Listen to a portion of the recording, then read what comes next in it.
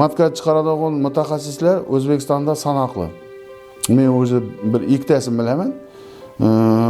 Ular ham pромышленный yo'lga qo'yilmaganda ular.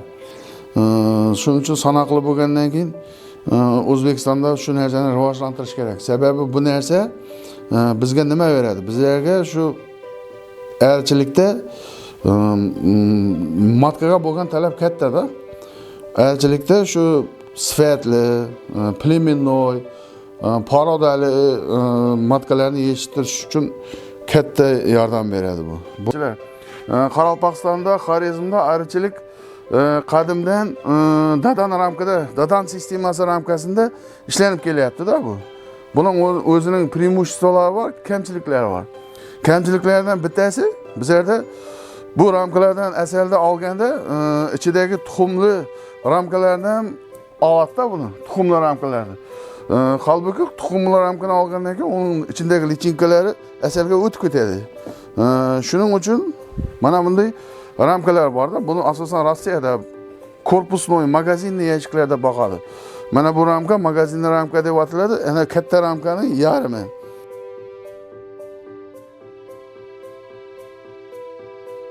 Mana bitta yashikda bir sezonda 4 ta matka urchisa bo'ladi.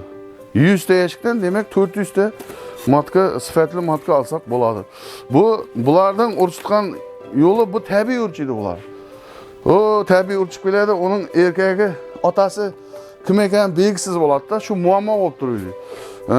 Parodiy harini olgan bilan bundan chiqadigan matkalar 50 ga 50% o'sha местный arilardan chatishib ketadi-da. Bunga biz xohlagan nimani bermaydi natijani. Ana shuning uchun men Pro nimasiga tashkilotga murojaat qildim-da. Meni sun'iy urchitish bo'yicha o'qitishga nimaga yordam bering deb. Shu mana shu bu yil Xudoga shukr Chimkentga borib 1 oy u yerda mutaxassislar bilan o'rganib, 1 oy bo'lib shu stanoklarda, mikroskoplarda o'rganib shu malakani oshirib keldik.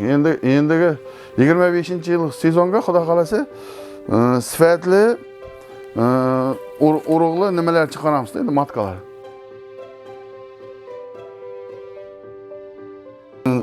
Matkani uxlatamiz.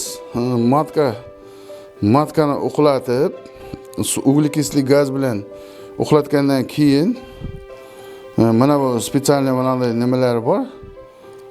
Trubochkalar. Mana bu trubochkaga solinadi matka, hozir endi ari yo'q. Mana bu trubochkaga solib, mana bu yerga qo'yamiz. Mana bu yerga qo'yganimizda matka bu yerga so'divan podachasi bo'ladi, uglekisllik gazning. Uglekisllik gaz yuborilgandan keyin matka buning ichida uxlaydi. Ya'ni narkoz bo'ladi. Narkoz bo'lgan paytda 3 minutdan 5 minutgacha narkoz holatida yotadi. Yani shu paytdan foydalanib biz mikroskop bilan ko'rib, uni jolasini mana bu krichoklar yordamida ochib, oldindan tayyorlab qo'ygan spermamizni yuboramiz. U sperma ham maxsus mana bunday kapillyarlarga yig'iladi. 8 mikrolitr yig'ishimiz kerak. Bitta trutindan где-то 0,5-0,4 mikrolitr sperma chiqadi. Ya'ni 20-30 trutinning spermasini yig'ishimiz kerak bo'ladi bitta matkani uritish uchun. Uning uchun matka chiqarishdan oldin trutin arilarni, ya'ni erkak arilarni boqib rivojlantirishimiz kerak.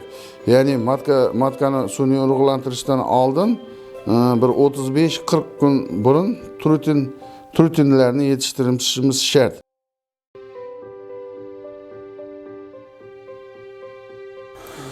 Bu Pinaplex'da mana yep-yengil, qarang. Yep-yengil issiq bo'ladi, issiq. Yana qalin. Kraskalasam bo'ldi mana. Mana arilar ichida mana tiri. Mana. To'nbaydi hech qanday hech narsa bo'lmaydi. Mana klonka yapasam bo'ldi mana. O'sha suv mana normalniy managa arilar yaxshi yashapti. Xotinim ikimiz parandachilik boqdik, bedana boqdik, tovuq boqdik.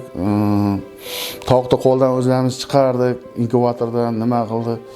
Hamma siklni polni ko'rdik. Ya'ni uyda qarab o'tirmasdan bir foydali bir narsa ish qilaylik, bir tadbirkorlik qilib ko'raylik deb shu narsalar qo'l urgandikda oldin. Keyin u parrandamiz bir tarafdan sasiq bo'ladi, to'g'risi. Ikkinchi tarafdan unga kunda yem qachaq berish kerak. Yana juda ko'payib ketgandan uni boqish qiyin bo'ladi ekanda.